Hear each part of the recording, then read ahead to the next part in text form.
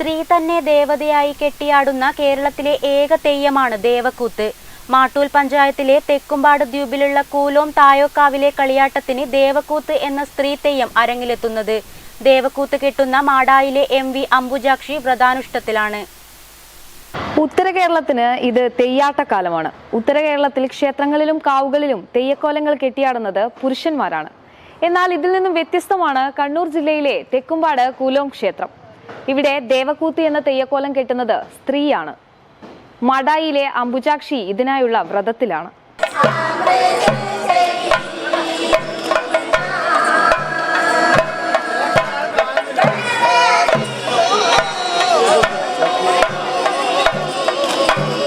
ഭക്തിയോടെ ക്ഷേത്രമുറ്റത്ത് കാത്തിരിക്കുന്ന ജനാവലിയെ സാക്ഷിയാക്കി ചെമ്പട്ട് തിരശീലക്കിടയിലൂടെ മൃദുനൃത്ത ചുവടുകളുമായി ദേവതാരൂപം എഴുന്നള്ളും. ചുവന്ന മുഖത്തെഴുത്തോടെ തലയിൽ മയിൽപ്പീലി കിരീടമണിഞ്ഞ് പട്ടുടയാള ഞൊറിഞ്ഞെടുത്ത് വേറിട്ട ആഭരണങ്ങൾ അണിഞ്ഞ് ആ ദേവത നൃത്തമാടും.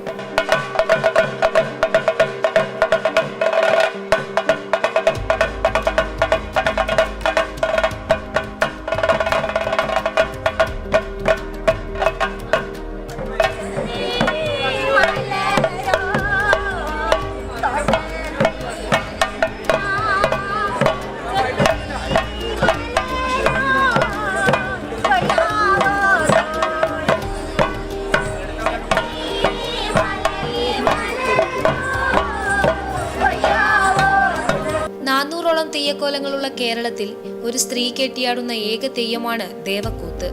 മാടായിലെ MV അംബുജാക്ഷിയാണ് ദേവക്കൂത്ത് കെട്ടുന്നത്. ദേവക്കൂത്ത് കെട്ടുന്നതിനായുള്ള വ്രതാനുഷ്ഠാനത്തിലാണ് ഇവർ.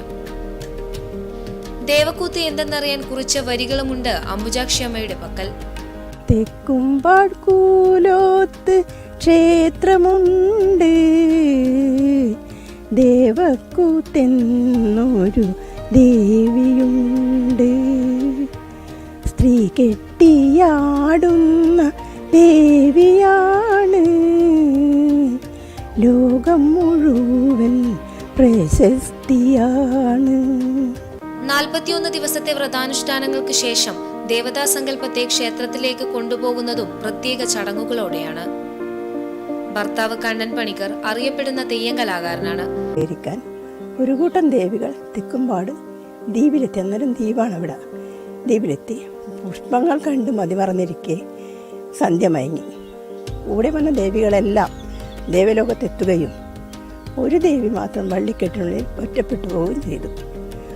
ആ ദേവിയെ നാടുവാഴി തമ്പുരാൻ കണ്ടു. പുറംലോകക്കാരൊക്കെ വിളിച്ചു വരുത്തി ദേവിയെയും കൂട്ടി തെക്കുംപാട് ക്ഷേത്രനടയിലെത്തി. അപ്പോൾ തമ്പുരാൻ കൽപ്പിച്ചു, ദേവിക്ക് ഓല കൊണ്ടൊരു കുച്ചിൽ കെട്ടി ഇവിടെ പാർപ്പിക്കും. അങ്ങനെ പച്ചോല കൊണ്ടുവന്ന് കുച്ചിൽ കെട്ടി അവിടെ പാർപ്പിച്ചു.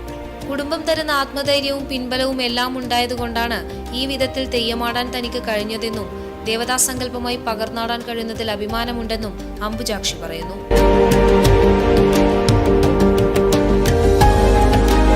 നാടിനെ മുഴുവൻ സംരക്ഷിച്ചു നിർത്തുന്ന ഭഗവത് കടാക്ഷത്തിന്റെ പ്രതീകമായാണ് ദേവക്കൂത്ത് അരങ്ങേറ്റത്തെ ജനങ്ങൾ ഹൃത്തടത്തിൽ ഏറ്റുവാങ്ങുന്നത്.